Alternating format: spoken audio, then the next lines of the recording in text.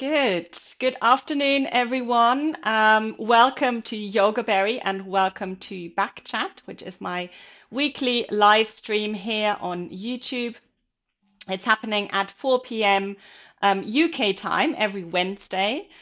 And you're obviously always welcome to join us live here, which is always a little bit more interesting because you can join the conversation. And if you can't make it live, you can always watch it on the replay. You can always catch up afterwards. So if you are here right now, please let us know that everything is working all right, that you can hear me okay, that you can see me okay. That's always really, really helpful. And today, I've actually got another interview guest, so I'm really, really excited to be talking to the lovely Anna Klein, and she is known on Instagram as Backup Yogi, so some of you might know her already. And we're going to be talking about pregnancy and scoliosis, which is just a topic that always comes up. So I'm really, really excited just to hear about her experience. Obviously, I've got children, I've got two kids, so I've got a little bit to add myself as well. But Anna has just been going through it, so her experience is much more recent. So I'm sure she's got a lot to say about that. And I can see some of you are joining in already. So come and say hello, come and say tell us where you're from, where you're tuning in from, and I'm just going to bring up Anna here. So, welcome, Anna. Hello. Thank you so much for taking the time to chat with me. And Anna is in Cologne, in Germany, which is very close to my hometown, Bonn. So it's really, really exciting to connect with you. So thank you so much. Thank you so much for inviting me. Um, shall we start by, would you mind telling us a little bit about your personal scoliosis story before we kind of get into the pregnancy part of it? But just kind of when was your scoliosis diagnosed, and then what kind of happened until you got pregnant, until that Yeah, time? sure. My scoliosis was diagnosed when I was 12, and I had to wear a back brace for about 4 years. And it got a lot better through that and through physiotherapy as well. Hmm. And after that, I continued doing the exercises, and it got really a lot better. And then I went to Fuerteventura and did a lot of yoga and started my yoga journey. And through that and through surfing, it was always, I didn't really have a lot of pain. Hmm. And then I broke my ACL, and then it got a little bit worse because I had to hold still like my leg for such a long time. Yes. So I had just like to use one side. So I was kind of hanging in my scoliosis. So it got 10 degrees worse During that time. within within like half a year. Wow. Okay. Yeah. And that was the time when I thought, okay, I really have to do something. And that's where I really started practicing like everyday yoga and strengthening my back. Yeah. Mm. And yeah, that's kind of where I am today. So how long ago was this That that was you had the 2015 okay. when I had the surgery, Hmm. and yeah, Okay, so you had a surgery as well for this accident, not for scoliosis. yeah, for my knee, not for my back. Yeah, yeah, exactly. Yes, and sometimes it's during that time when you're recovering from an injury, isn't it? And you're kind of avoiding, as you say, you might be avoiding, well, you have to, isn't it? Because you're healing in a different part of your body that something else can affect it. But that's really interesting. So sorry, if I can ask, how old were you when it progressed by 10 degrees? 2015, I was 27. Okay, okay. Yeah. Great. And then, so it progressed by 10 degrees. I would imagine, yeah, there's a lot of things that kind of go through your mind during that time when you kind of, well, I can imagine that you kind of thought that this was behind you, wasn't it? Because you had already been wearing the back brace, and you had done all your specific scoliosis exercises or the physio exercises, and then you're grown up and you're not really feeling any pain, and then it kind of starts again, isn't it? I don't Yeah. know.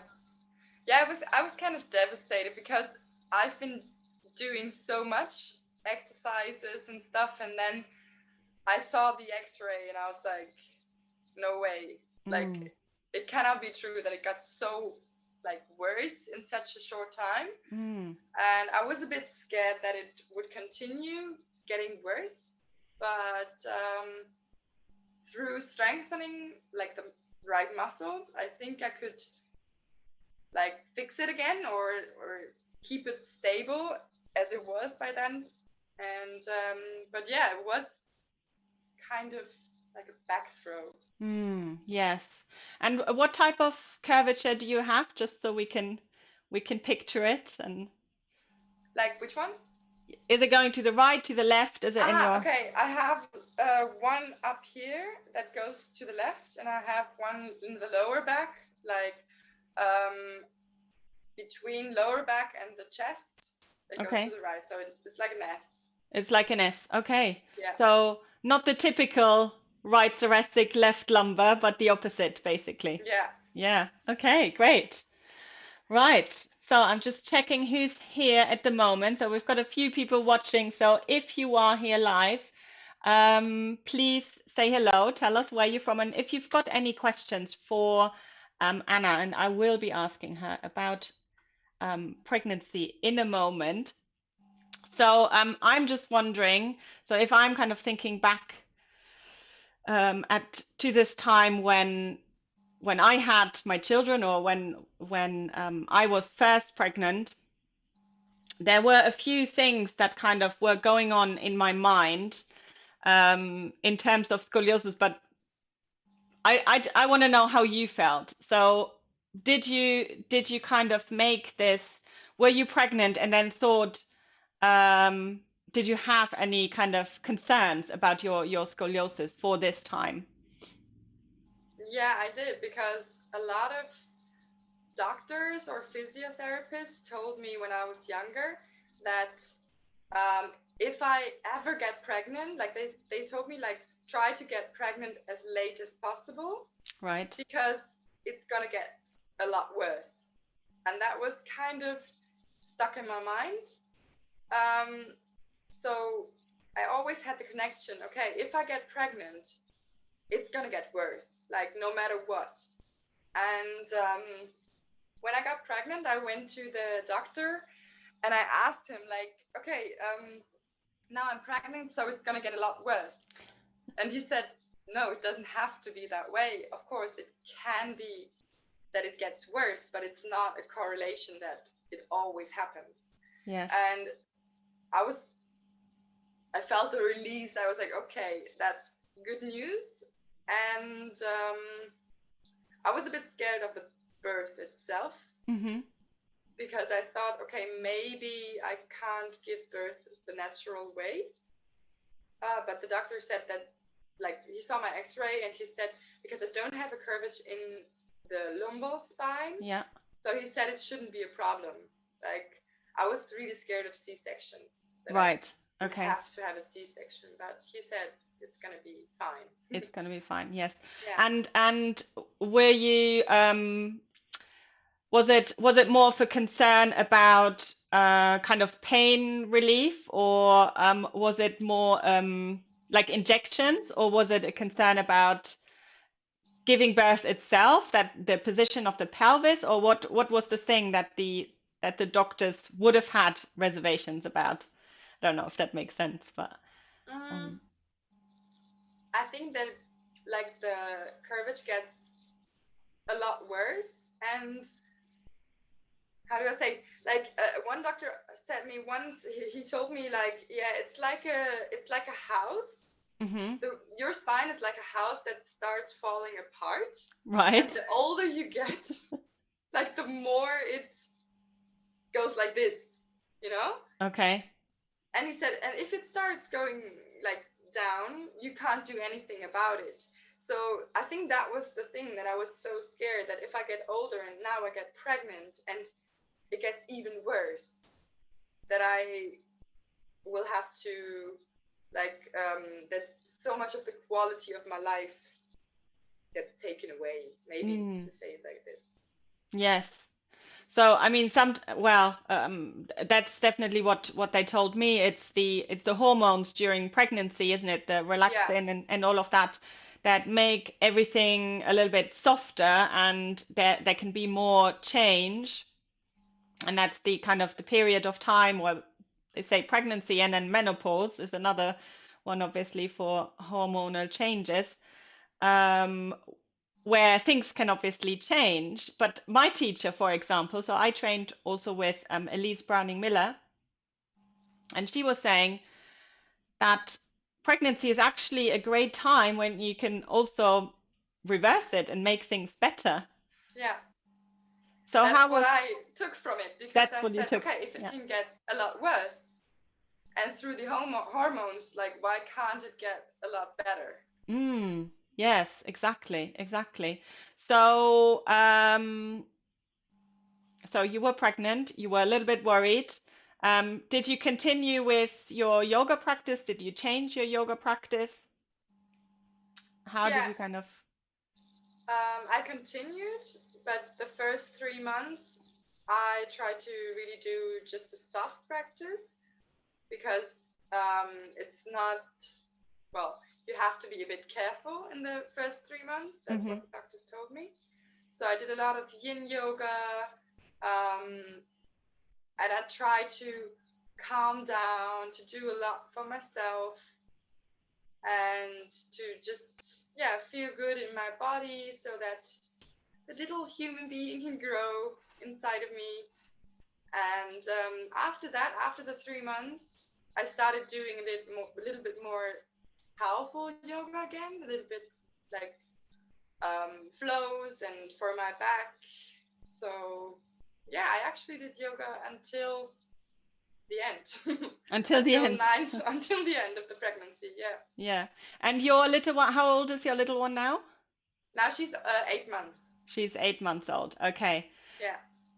Good. So, did you have any back pain during your pregnancy? Did you have any problems where you think this could have been due to scoliosis? No, actually, I had a lot less pain than before. Um, Okay, I interesting. don't know if it was through the hormones that it got a lot like softer everything, but before pregnancy, I always had back pain in the lower back, Hmm. and that was gone. And I was like, okay, I thought, everyone told me pregnancy is about like back pain, and it got better. So I was really happy. Mm, Yeah. brilliant, brilliant. And just in the last, I would say, 3 4 weeks before giving birth, I mean, I think it's normal, because I think everyone, if you have such a huge belly, then it got, let's say, problematic, because I didn't know how to sleep anymore, and Mm, you have yes, a lot of yes, weight. exactly. And that's, as you say, that's everyone really, isn't it? Not Yeah, with or without scoliosis. But I remember from my pregnancy, probably around, I think it was about like 15 or 16 weeks. That's when something for me changed, and I think that's the time when when the belly all of a sudden pops out and you yeah, can actually see it, and that's when the center of gravity or something changed, and that's when I had a little bit of just like a couple of days where I was like, ooh, something has changed, and I just had hmm, a couple of appointments with the osteopath, and then it was fine. But yeah, I mean, I have a very similar experience that I probably had less back pain during that time. Maybe also because you look after yourself a little bit better yeah, maybe. because you have to. I mean, you're carrying another human being, obviously, and Yeah, and just being a little bit more aware, I guess, of, how you stand and how you sit, because you've got that extra weight there, or that other kind of person to look after, obviously, the whole time, isn't it? Yeah, but that's funny that you have the same experience. That's Mm. good news. And that's good news, yeah. For the next pregnancy, maybe. For the next pregnancy. Yes, exactly. And yeah, I had two, obviously. Well, not twins, but I had two pregnancies. And it was pretty much the same. Just the second one, I can tell you, I was a lot more tired. What? Yeah. Yes, and I think that's mainly because I had a toddler already. Yeah, I think so. I can imagine if you have to take care of the toddler and then you're pregnant again. Yes, yeah, exactly. And then with the second one, obviously, you have less time to look after yourself, and I had less time to do my yoga. But that's when you really appreciate how important it is, and how important, I think, as well, not only during pregnancy, but then especially afterwards when you're kind of recovering. So important to take that time, and I know it's so difficult, but practice this self-care, obviously, during that time when you're pretty much there to nurture someone else all the time, isn't it? Definitely. And then it's just, even if you have just 10 minutes for yourself, it's like heaven. Mm, Um, and really appreciate the time if you use it for meditation or for yoga. Yeah. yes, yeah, exactly. And I bet your little one is joining in as well in your yoga practice now. Yeah, now she's actually starting. She's really interested and she's always like, what's mommy doing Yeah. there? And I remember this time, obviously, mummy on the floor is always great. Yeah. Yeah. Because then she's a bit closer, and they can start, if they're crawling, obviously they start to crawl on top of you and stuff. Yeah. I'm looking forward to that when she's really like walking and Yes, yeah, exactly. So, before we talk about the kind of postnatal, I do want to talk about postnatal period a little bit more. Um, Tell us the big part, the giving birth part. Was it kind of what you expected? Were there, again, did scoliosis come up in any way during that time, or was that kind of forgotten about by anyone in the hospital, or anyone who was involved in the helping you there? yeah, it was I think 32nd week of my pregnancy, Hmm.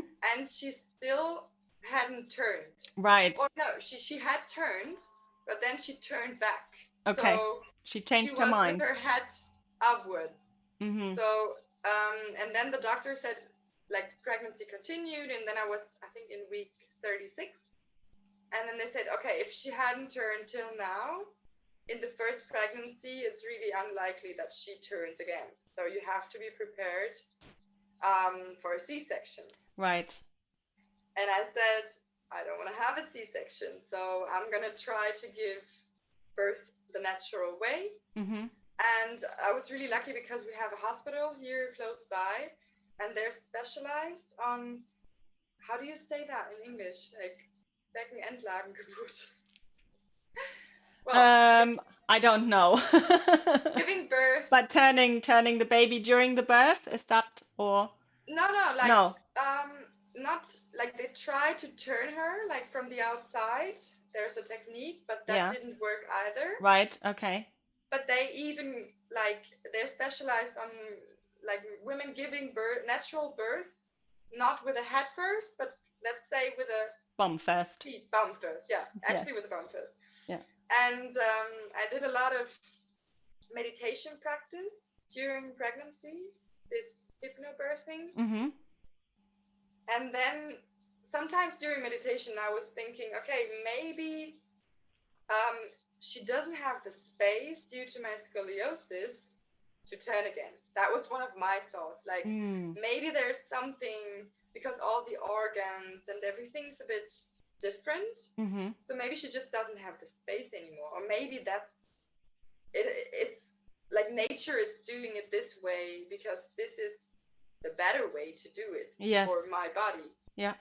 So I really try to trust my body and trust nature that this is the right way.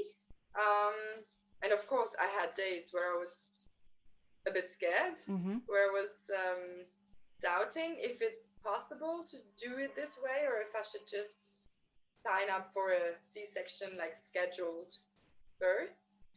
But yeah, I decided to try it the natural way, and it worked out pretty well. It did. So It you did, were yeah. you were saying they were recommending a C-section. You said no, and Yeah, then that was in a different hospital. Like they said, okay, now like you have to have a C-section, and then I researched on the internet and I found the other hospital, and they say, okay, we're specialized, mm, and you don't have to have a C-section if everything is right, if like the um, proportions of the head of the baby, yeah, and they check always before birth. And if yeah, everything's right, then they say, okay, you can try. Like, yeah. and if it doesn't work, you can still have a C-section. Yes, that is always there, isn't it? Yeah. So breach is what it's called. So I remember now. Ah, okay. Yes, exactly. So you just went into labor the normal way. Was it? I would imagine it was still not an easy breezy birth because obviously there was a little bit of maneuvering to do. Um, but everything was fine in the end, wasn't it? Yeah, it was, and it actually was a really good experience. It was, um, I imagined it to be a lot more painful, and yeah, I heard a lot of stories, especially if it's that way, that Hmm. it's a lot more, like a lot harder than the normal way. But I experienced it as a really like powerful and yeah, really, really intense Mm, thing. Yeah. yes, absolutely. I have the same experience with that. I mean, I kind of went through a phase of um especially when I also did hypnobirthing. Oh, cool. But and that was really useful because actually I didn't trust my body, and that was mainly from the experience with scoliosis. So I had this in my mind that if my body created this scoliosis, obviously there's something wrong there. And maybe that means that, things are not great for the baby either. So that's kind of how what I had in my head. And then just this whole so in hypnobirthing, for anyone who doesn't know what it is or what it entails, there's a lot of affirmations that you work with, and like it's almost like you're brainwashing yourself, basically, isn't it? It is, yeah. In a positive way, in a completely positive way, obviously. And then going through that experience of giving birth. So first of all, growing a human being, and then giving birth successfully. I found that, just as you say, I found that so empowering and really, really powerful, just as a whole, like trusting my body, trusting myself again, and this whole kind of connection to myself, even though it's about somebody else, effectively. But I kind of felt like it brought me closer to myself. I don't know if that makes sense. Yeah, to me it definitely does because that what you said before that you don't really trust your body. I've had that so many years that I said, okay, something's wrong with me, like because of my scoliosis, and then your body is capable of giving birth, and Mm, it's like, okay, it must be right. Like yes. my body's okay and I'm okay, and yeah, it was a really, as you said, really empowering. Mm, yes, exactly. And one of the other things also my so just going back about So a lot of people, as I said, asking, what about, they might be in their early 20s and thinking about having children later on in life, and they think about how this the condition might um, affect them. And one of the things that my teacher always said was that, obviously things change during that time, like your body changes, but it doesn't happen overnight. It's 9 months of preparing your body basically, and growing that space for your baby. So it's not just something that happens like this, but the body has a lot of time to adjust. And I believe, the body is so intelligent and clever. I mean, already thinking about scoliosis, how amazing is it that you might have a scoliosis, but you're not walking around like this, but your body has found a way to balance itself out, and still make you function completely. Um, Bend doesn't mean weak at all. There's lots of examples, obviously, and athletes that have scoliosis and still, like, performance wise, are amazing, and they're not at all kind of hindered by the scoliosis. um yeah, so I do think that, yeah, that whole thing, that whole package of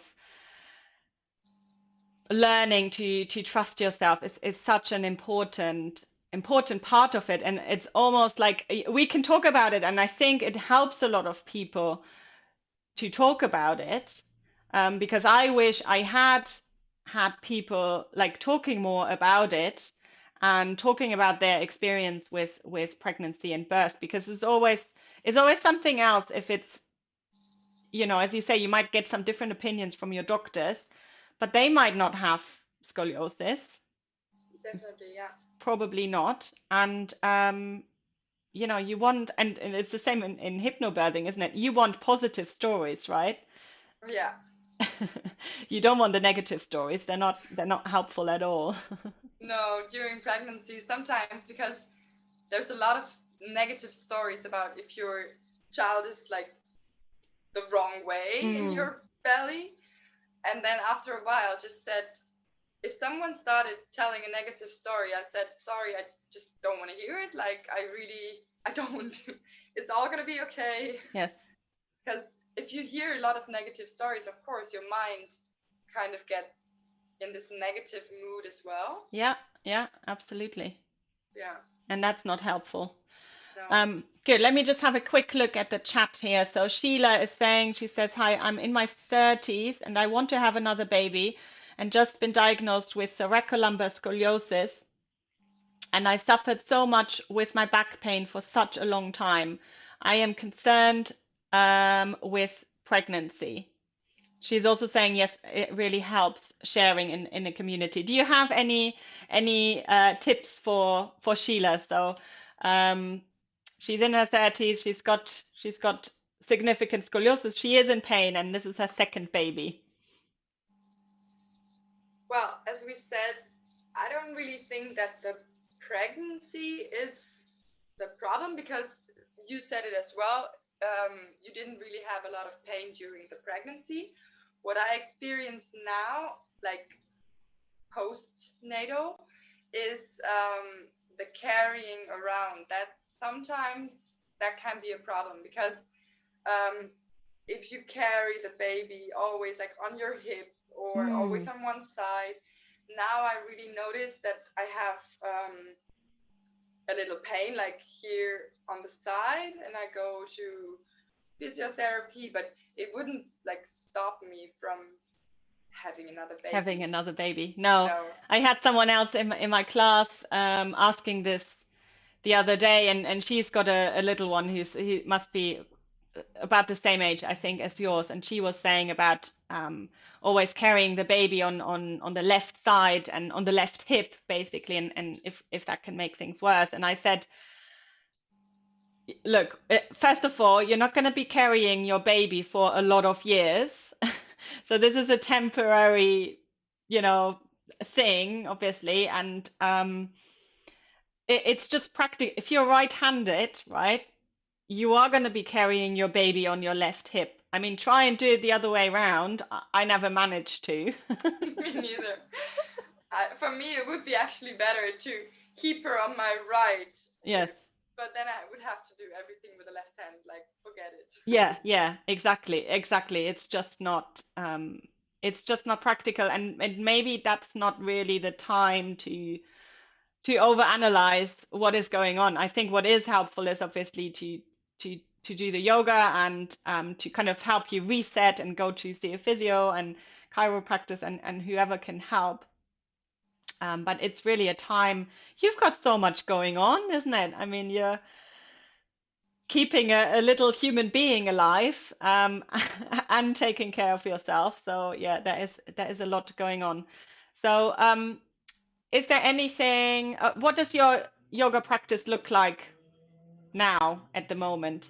In this time where your little one is she's still small, she's still Yeah, um, 8 months old.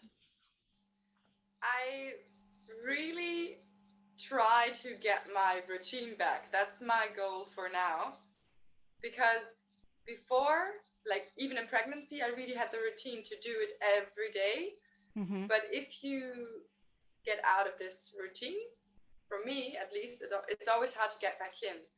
And now that I don't really have a lot of time for myself, I really try to, like when she's asleep, sometimes, as I said, it's just for 10 minutes, just for 15 minutes, because of course there's like other stuff going on that you have to do. But now that's my goal. The first time when she sleeps in the day, first thing I do is go on my yoga mat. Mm. No matter what, like no matter how the whole household looks, no matter what else is on my mind. And as soon as I get on the mat, everything else is forgotten and everything else Can doesn't wait. matter for this Mm. time that I'm on the mat. Mm. And this is my practice. It doesn't even have to be this like crazy practice. Even being there and being still and yeah, doing a little bit of like exercise for my back, that is what's really good for me right now. Mm. Yes, yeah, exactly. Just like gentle movement to reset, isn't it? But yeah, sometimes it's just lying on the floor, isn't it? It might just Yeah. be breathing and just connecting with yourself again, isn't it? Good. So I hope Sheila that and I don't know if you were there from the beginning as well. So Sheila, you might want to listen to what we were saying about the experiences obviously during pregnancy. I think um, it's a great time to, especially, well, it's the second one for you, Sheila. So I hope you're getting a little bit of help from your family, but take that time to look after yourself, obviously, and yeah, if you look after yourself, you're also looking after your child. So it's not selfish to look after yourself. I think that's really important. Sometimes mothers forget this. And there's so much, especially well, and now my children are a bit older, they're 6 and 8, so they still need me quite a lot. But then I know as well, if I look after myself, I can be a better mother at the end of the day, and I'm not turning into a shouty dragon. Good. So Sumia, I don't know if I'm saying your name right. She's 24. She's got scoliosis. She's saying she's very tired. Have you ever had this? Um, I don't know. I'm trying to look back. There's definitely, yeah. Was there a period of time when you not during pregnancy, but where maybe the back pain made you tired, or do you have any suggestions what she could do? Mm, tired.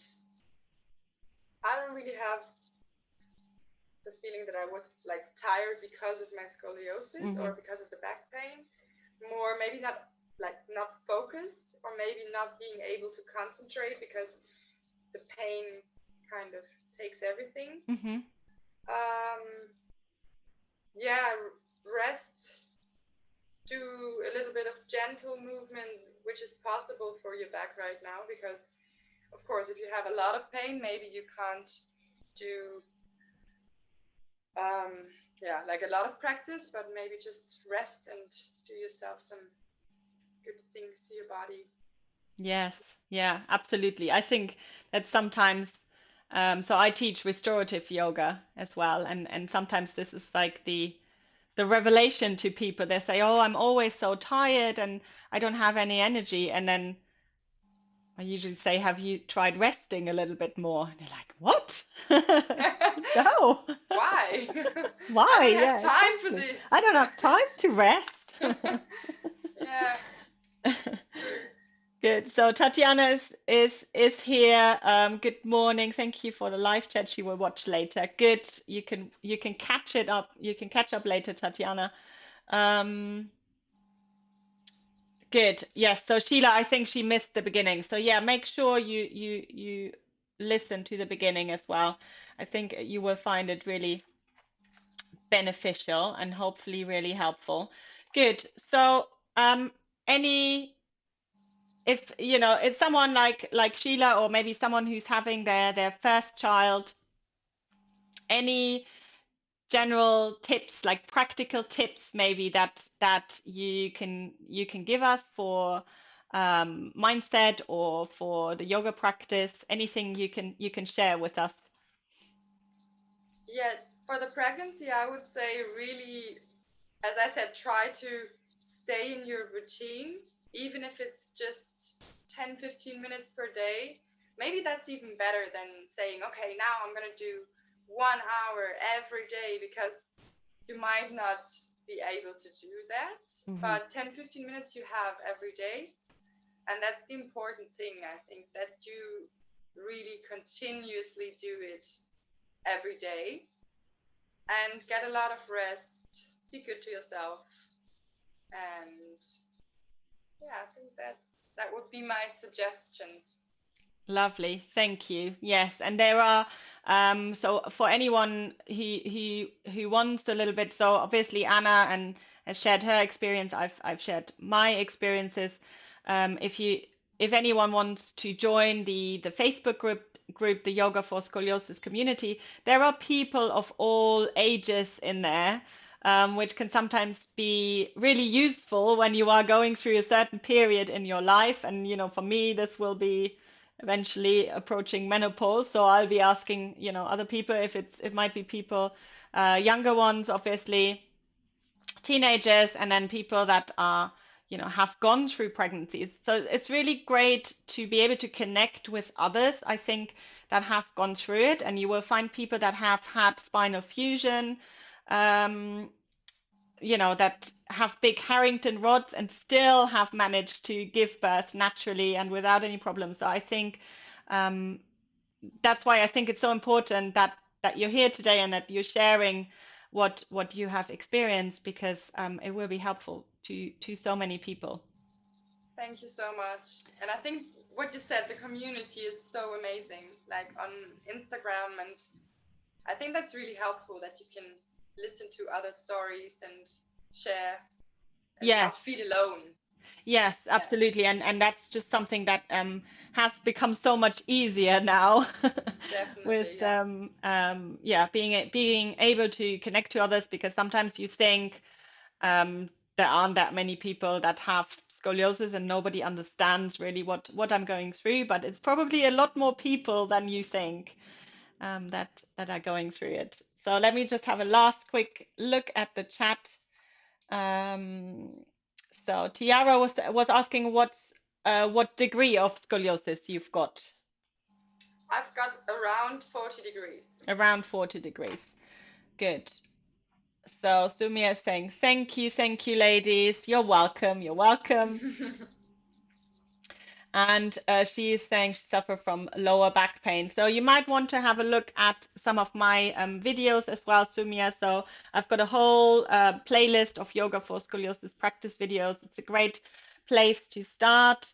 Um, Anna, are you teaching at the moment? Or you? Sometimes, like not that much, but I do some personal yoga right now. And yeah, Yeah. Great. And you're obviously still on maternity leave, so we're giving you some time, but then obviously Anna is also teaching back care and yoga for scoliosis. So how can people get in touch with you if they've got any questions maybe, or if they want to connect with you? Right now, the best way is Instagram. Just Hmm. send me a message on Instagram. I will respond to your messages, and I'm working on my website actually. So Good. it's gonna be, hopefully, it's gonna be online in like 2, 3 months. So then, yeah, you find all the infos about that on my Instagram.